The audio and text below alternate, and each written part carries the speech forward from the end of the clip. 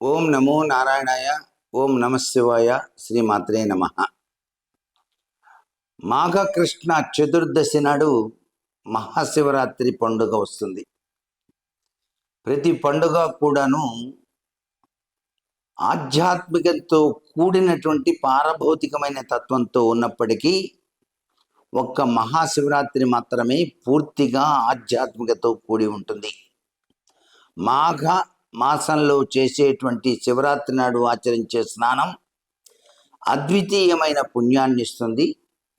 సంవత్సరంలో మాఘమాసంలో ఏ వ్యక్తి అయితే ప్రతినిత్యం స్నానం చేస్తాడో ఆ వ్యక్తికి జన్మజన్మాంతరాల పాపాలన్నీ పటాపంచలవుతాయని శాస్త్రం.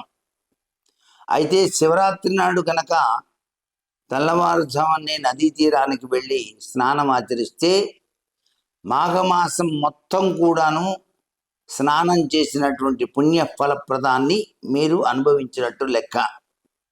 శివరాత్రి నాడు ఆచరించవలసింది మొట్టమొదటిసారిగా స్నానం, రెండవది ఉపవాసం. ఉపవాసం ఉండేటువంటి వాళ్ళు ఆ రోజంతా కూడాను అర్ధరాత్రి 12 గంటల సమయం దాటేంత వరకు కూడా ఉపవాసం ఉండాలి. 12 గంటల సమయంలో లింగోద్భవం అంటారు.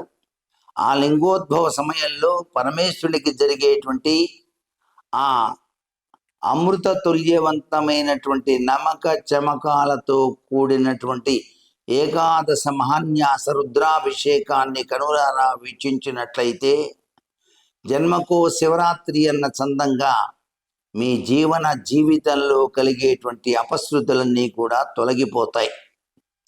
పరమేశ్వరుని యొక్క క్రీగంటి చూపు అమ్మవారితో సహా మీపై పడి మీరు అదృష్టవంతులుగా మారటానికి ఆస్కారం ఉంది.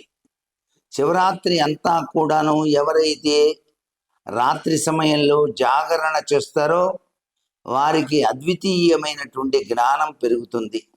జాగరూకుడవై మనస్సును భగవంతుని వైపు గనక లయం చేసినట్లయితే మీ జీవితం సుసంపన్నమై వెలుగొందుతుంది సుమా.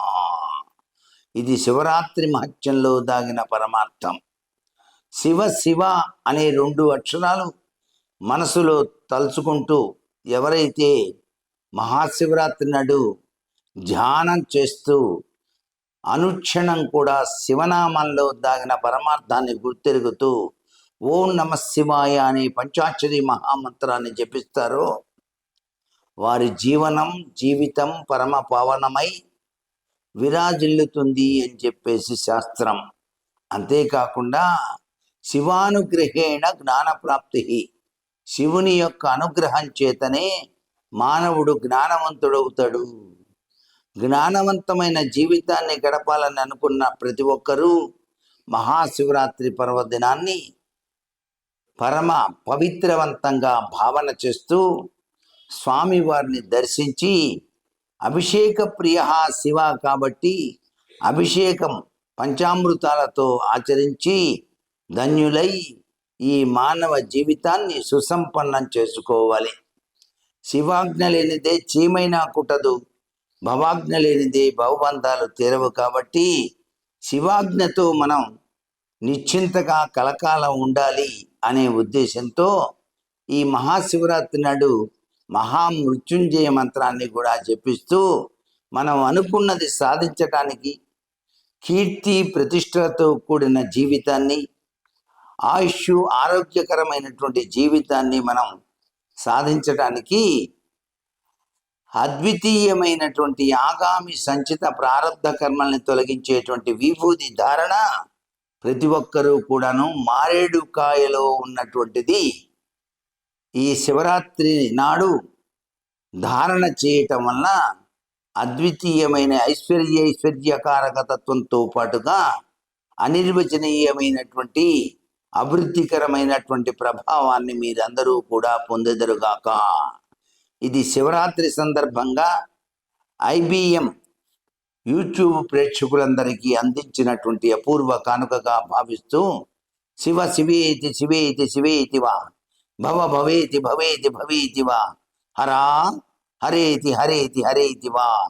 ఓం నమ శివాయ.